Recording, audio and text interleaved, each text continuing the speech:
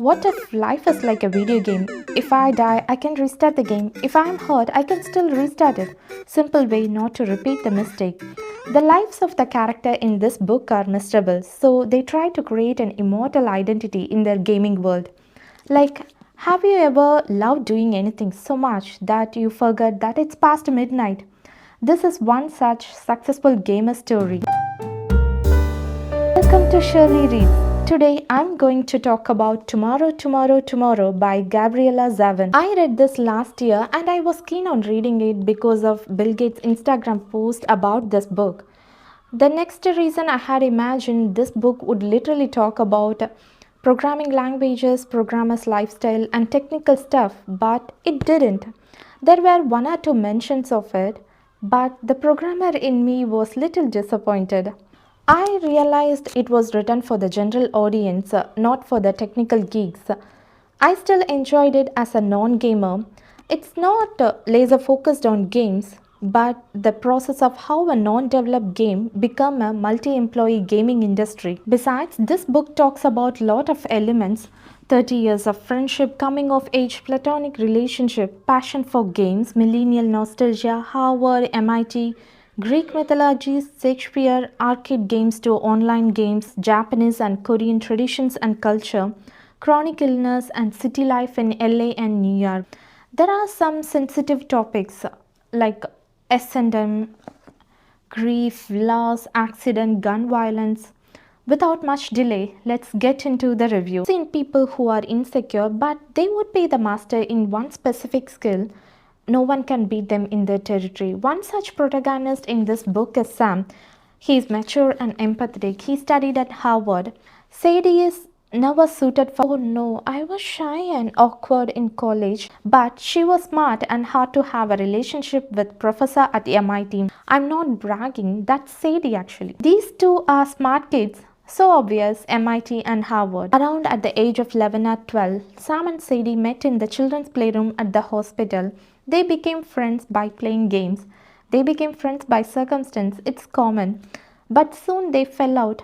Then 8 years later, they met at the train station and started sharing their passion for games again. This time, not only playing games, but also developing them. One of the games I really liked was Solution, developed by Sadie. That was a trivial game she developed in her initial days at the university. That was a Holocaust theme-based game. The interesting part was that no one can win the game. One of the professor, Dow, admired her skills. Then they started seeing each other. Dow became her idol. Sadie was drooling over him. That made her cynical, tough, and dark, creating her multi-dimensional characteristics. Sam and Sadie gradually started with their idea of new game. From 12th Day and Odyssey, the universal themes were blended into the story, which I didn't quite understand. That's different part. Okay, at one point Dow ditched her. Sam helped her get on her feet again. They started the game again and it became number one. The author has shown the real struggle in developing something from scratch while hiding the technical details. That was brilliant. Literally, both Sam and Sadie shed their blood during their very first game development. Then the story progressed for almost 30 years of friendship and how the game went into the market, what offers they received, their own company, employees, etc. I felt the gaming industry is same as the dark publishing industry, which I read in Yellow Face. I have linked it here. I have not revealed truths about most of the truths about Sam and Sadie, but when I lived with them, they gave me the best motivation. The second half, Sadie was awful and selfish. It was nothing to do with Dow. I don't want to spoil it. Please let me know in the comment section if you felt the same. The secondary characters almost played the role of primary characters. Freda and Bongcha were adorable. Even of course Ruby Tuesday. Max was charming. His positive outlook, creative thinking and friendship with Sam won my heart more than the mysterious underdeveloped friendship between Sam and Sadie.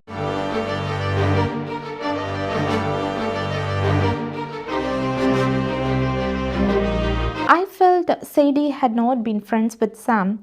She just liked to be with him since he played games. Similarly, she didn't love Dow. She just liked him because he also talked about games. Okay, sorry. He also developed games. I literally rooted for Sam and Sadie's friendship to progress well, but it didn't. Their friendship didn't convince me that was a friendship.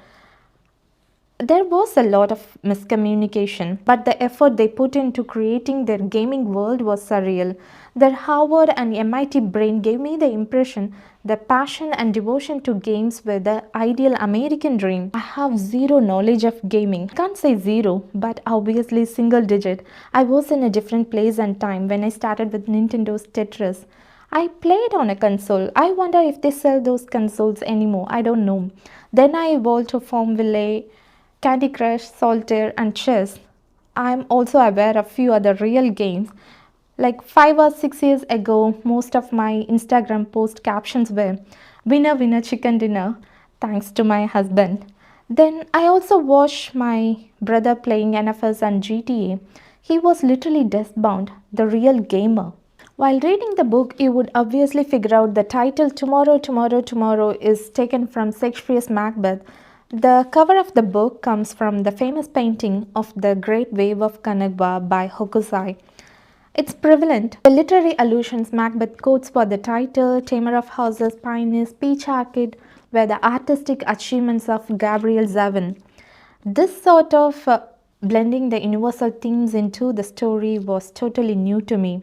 The narratives were fueled by her experience in Harvard, LA, and New York. I read a lot of facts. Maybe I will stick those at the end of the video. Please do watch. I was just so happy to see all my annotation, which made my job easier to prepare for this review. I chose rainbow tabs to match the title color. The writing style was gorgeous. Analogies written in this book were interesting, like she smiled like time-lapse video. I particularly liked one chapter, Pioneers, which was quite literary. I loved it. So overall, the book is brilliant. Did I sell enough? There is one thing, this book should have been shortened without getting into nonsensical flashback. So I rated this 4.5. That's all my lovely viewers. This is Shirley. I will meet you guys in another episode. Until then, a lot of love and hugs.